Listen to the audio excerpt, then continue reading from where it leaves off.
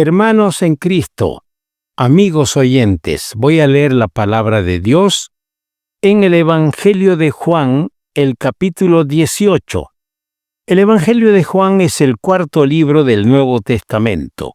El capítulo 18 y vamos a leer los primeros 14 versículos. Dice así: Habiendo dicho Jesús estas cosas, salió con sus discípulos al otro lado del torrente de Cedrón, donde había un huerto en el cual entró con sus discípulos.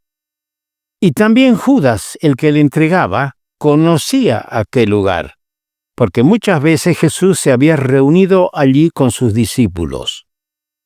Judas, pues, tomando una compañía de soldados y alguaciles de los principales sacerdotes y de los fariseos, fue allí con linternas y antorchas y con armas. Pero Jesús, sabiendo todas las cosas que le habían de sobrevenir, se adelantó y les dijo: ¿A quién buscáis? Le respondieron: a Jesús Nazareno. Jesús les dijo: Yo soy. Y estaba también con ellos Judas, el que le entregaba. Cuando les dijo: Yo soy, retrocedieron y cayeron a tierra. Volvió pues a preguntarles: ¿A quién buscáis? Y ellos dijeron: a Jesús Nazareno. Respondió Jesús: Os he dicho que yo soy. Pues si me buscáis a mí, dejad ir a estos, refiriéndose a sus discípulos, para que se cumpliese aquello que había dicho: de los que me diste, no perdí ninguno. Entonces Simón Pedro, que tenía una espada, la desenvainó e hirió al siervo del sumo sacerdote y le cortó la oreja derecha. Y el siervo se llamaba Malco. Jesús entonces dijo a Pedro: Mete tu espada en la vaina. La copa que el Padre me ha dado, ¿no la he de beber? Entonces la compañía de soldados, el tribuno y los alguaciles de los judíos prendieron a Jesús y le ataron. Y le llevaron primeramente a Anás, porque era suegro de Caifás, que era sumo sacerdote aquel año. Era Caifás el que había dado el consejo a los judíos de que convenía que un solo hombre muriese por el pueblo. El Señor añada la bendición suya a la palabra.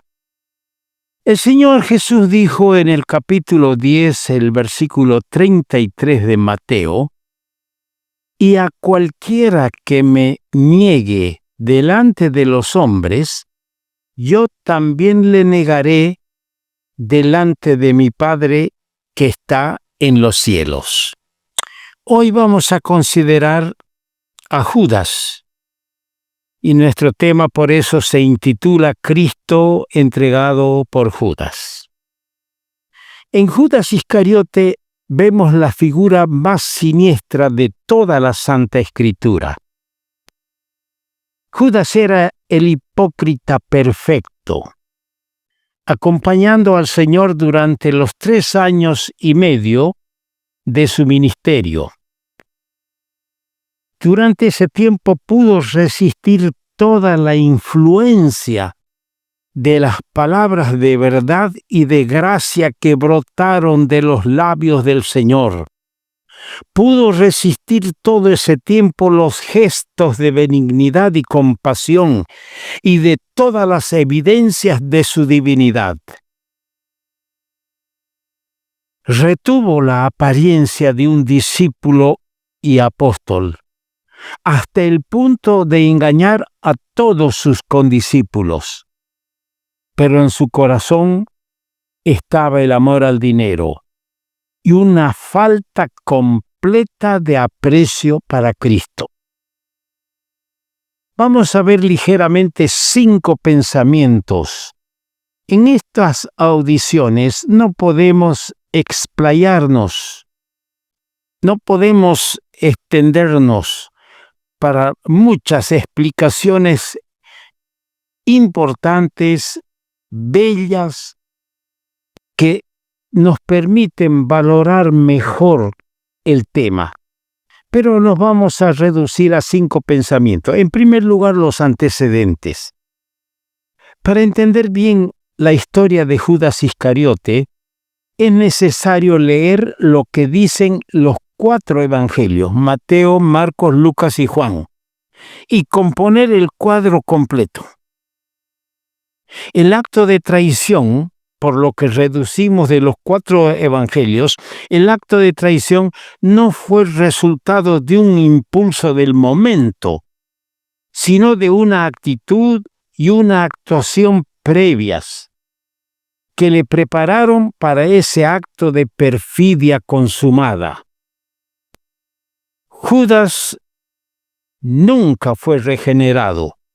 Eso podemos colegir por la lectura del Evangelio de Juan capítulo 13, versículos 10 y 11, que yo les invito a leerlo en su casa. El Señor ya le había descrito como un diablo en el capítulo 6 de Juan, el versículo 70.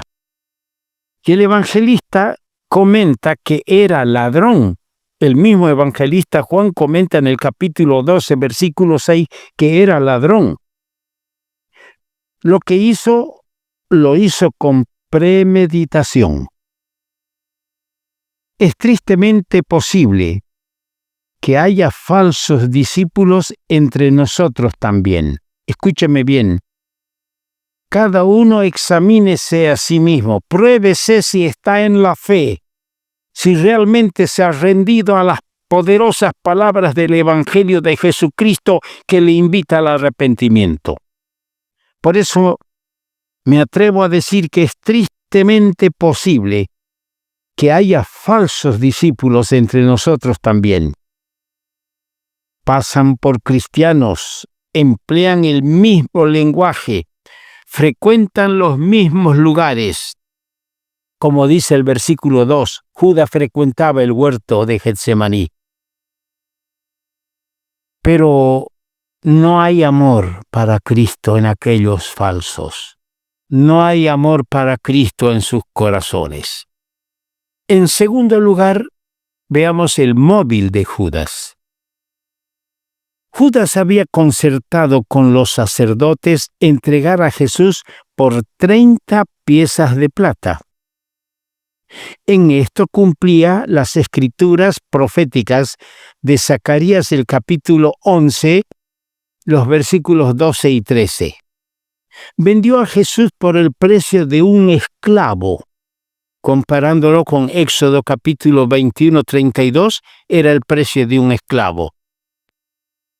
Y fíjese, escúcheme, muchos en el día de hoy le venden también por consideraciones igualmente indignas. Algunos venden a Cristo por amistades mundanas, por placeres ilícitos. Venden a Cristo por ambiciones egoístas, por ganancias materiales. Pero cuando venden al Señor como Judas, venden su propia alma. ¿Me está escuchando, amigo? En tercer lugar, vemos su elección. Jesús había dicho, el que no es contra nosotros, por nosotros es, en Marcos capítulo 9, versículo 40. Judas estaba en la compañía de los discípulos, pero no pertenecía allí. Escogió ser de la otra parte. Escogió ser de los fariseos y sacerdotes. Y así le vemos en el versículo 3 que hemos leído. Se asoció con los enemigos del Señor. Hizo sociedad con los enemigos del Señor. Y pertenecerá a esa compañía por toda la eternidad. Pues murió para irse a su lugar, dice la Sagrada Escritura en los Hechos de los Apóstoles capítulo 1, versículo 25. Esto es al infierno, el lugar que Él escogió. Así que considere, amigo, seriamente su situación espiritual. Considere bien su situación para no terminar con la compañía descrita en Apocalipsis, el capítulo 21, el versículo 8. En cuarto lugar tenemos la traición. En el huerto, Judas saludó al Señor con un beso. Así lo registra el evangelista Mateo en su capítulo 26, verso 48. Saludó al Señor con un beso, fingiendo afecto y respeto. Pero aquel beso fue como un puñal. Fue la señal para identificar a Cristo en la oscuridad de la noche. La bofetada en presencia del pontífice. Ese beso de Judas fue como esa bofetada que le dieron al Señor en presencia del pontífice. Ese beso fue como el azote romano ordenado por Pilato. Ese beso fue como las burlas en la corte de Herodes. Ese beso fue aún como la crucifixión misma. No podían ser más crueles que aquel beso. Todas esas cosas no podían ser más crueles que aquel beso de uno que profesaba ser amigo del Salvador. ¿Hay acaso alguna falta de sinceridad en el amor que nosotros profesamos al Señor? Revisemos nuestra conducta. Revisemos nuestra condición espiritual. ¿Hay falta de sinceridad en nuestro amor para el Señor? Y en quinto lugar, las consecuencias. Jesús fue entregado por el determinado consejo y anticipado conocimiento de Dios. Fueron las expresiones en su primer sermón el día de Pentecostés del apóstol Pedro, registrado en el capítulo 2, verso 23 de los Hechos de los Apóstoles. Pero la responsabilidad de Judas permanece. Quiso deshacerse de esa responsabilidad devolviendo el dinero a los sacerdotes, pues el salario de su iniquidad no le trajo ninguna satisfacción. Se arrepintió de haber hecho mal negocio. Fíjese, se arrepintió de haber hecho mal negocio, pero no se arrepintió para convertirse de corazón al Señor. Era un hijo de perdición, y Satanás le ocupó para hacer el trabajo más despreciable que un humano puede hacer. Luego le dejó solo con su remordimiento. El Salvador dijo que mejor le fuera al tal hombre no haber nacido. Eso lo registra el evangelista Mateo en el capítulo 26, versículo 24. Pues en ese caso no habría conocido el tormento que produce el gusano que nunca muere.